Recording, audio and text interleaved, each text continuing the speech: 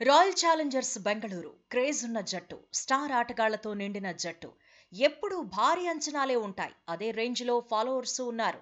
ఈ సాలా కప్ నమ్దే అంటూ ఎప్పుడూ జట్టును ఎంకరేజ్ చేస్తూనే ఉంటారు. కానీ ఆ జట్టుకి ఏదీ కలిసి రావడం లేదు. 1-2 సీజన్లు కాదు, 17 సీజన్లుగా అదే కథ.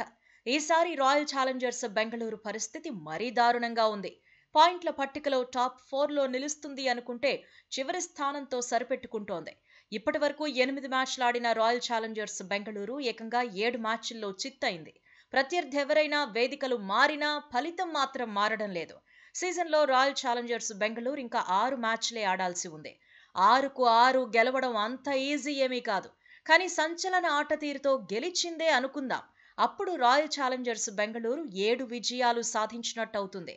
ఖాతాలో 14 పాయింట్లు చేరతాయి. సాధారణంగా ప్లే ఆఫ్స్ చేరాలంటే 8 విజయాలు అవసరమవుతాయి. 16 పాయింట్లు ఉంటే ప్లే ఆఫ్స్ చేరడం గ్యారంటీ అన్నమాట. ఒక్కోసారి ఈక్వేషన్స్ అనుకూలిస్తే 7 మ్యాచ్లు గెలిచినా సరిపోతుంది.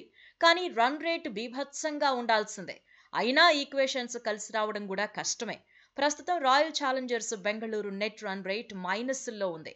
పరాజయాల్లో డబుల్ హ్యాట్రిక్ కొట్టిన డుప్లెసిస్ సేన రన్ రేట్ -1.046 మాత్రమే. కోల్కతా నైట్ రైడర్స్ తో మ్యాచ్లో గెలిచి ఉన్న ఆర్సీబీకి ఎనర్జీ వచ్చేది.